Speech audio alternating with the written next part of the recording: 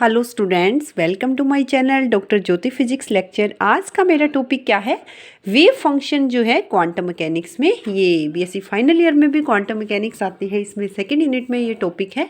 So wave function in quantum mechanics. तो wave function basically क्या होता है? रियल प्लस इमेजिनरी पार्ट का कम्बिनेशन होता है, और we can say like 4 + 5 iota. 4 मेरा रियल नंबर है, 5 आयोटा मेरा क्या है? इमेजिनरी पार्ट है। वेव फंक्शन को आप किससे डिनोट करते हो या किससे डिस्क्राइब करते हो? साई आर टी से। वेयर आर मेरा जो है पार्टिकल की पोजीशन को बता रहा है, टी मेरा टाइम बता रहा है, किस टाइम पर।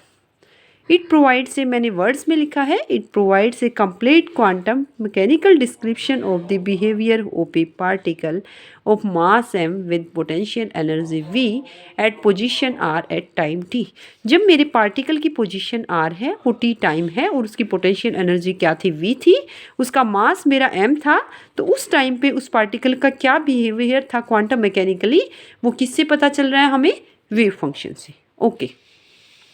प्रोबेबिलिटी क्या है? Finding the particle with in volume element dv = dx × dy × dz। क्या प्रोबेबिलिटी होती है? प्रोबेबिलिटी आपकी हो गई with in volume element PRT dv = mode Sai RT square dv। यानी वेव फंक्शन के मोड का स्केयर है dv है। अब मोड को आप कैसे ओपन करोगे? That is equal to psi star into psi, यही होता है। तो साई स्टार, और साई मेरा फंक्शन था RT का, इंटू dv।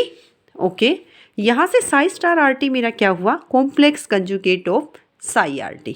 लाइक मैंने अभी अपना वेव फंक्शन लिया था साई आर, जो है साई मेरे पास है 4 + 5 आयोटा, तो साई स्टार मेरे पास यहाँ से क्या हो गया? 4 - 5 आयोटा, इस तरह से।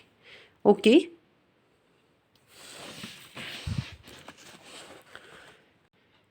ओके। सो अगर यहाँ पे ये मेरा प्रोबेबिलिटी डेंसिटी हो गया PRT। मोड साई स्केयर अगर मेरा 1 आ रहा है, यानी probability for presence of particle हो गई। और अगर मोड साई स्केयर की वैल्यू अगर मेरी 0 है, तो वहाँ पे पार्टिकल मुझे नहीं मिलेगा। तो इस तरह से मोड साई स्केयर की वैल्यू देख के हम बता सकते हैं कि हमारा पार्टिकल वहाँ प्रेजेंट होगा या नहीं होगा। ओके। सो आपको क्या याद रखना है कि मेरी प्रोबेबिलिटी डेंसिटी क्या हुई?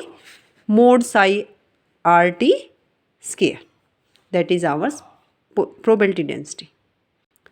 अब वेव फंक्शन में मेरी कुछ कंडीशंस भी हैं।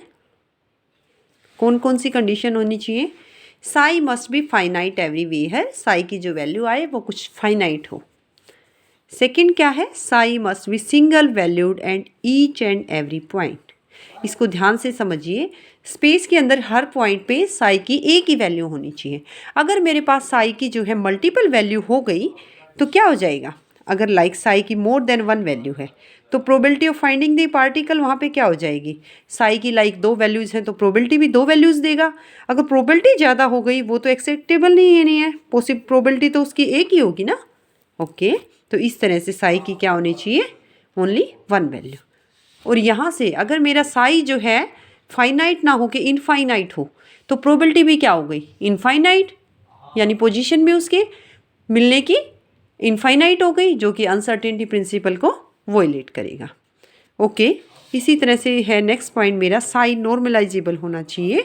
मींस जब मेरा x टेंड करे -∞ या +∞ को, y टेंड करे -∞ या +∞ को, z टेंड करे -∞ या +∞ को, उस टाइम पे मेरे वेव फंक्शन की वैल्यू क्या हो जानी चाहिए? 0 हो जानी चाहिए। तो इस तरह से साई की ये वैल्यूज़ होनी चाहिए। Okay, thanks for hearing me. अगर आपकी क्वेरीज हैं तो कमेंट सेक्शन में डाल सकते हैं। Okay, thanks all.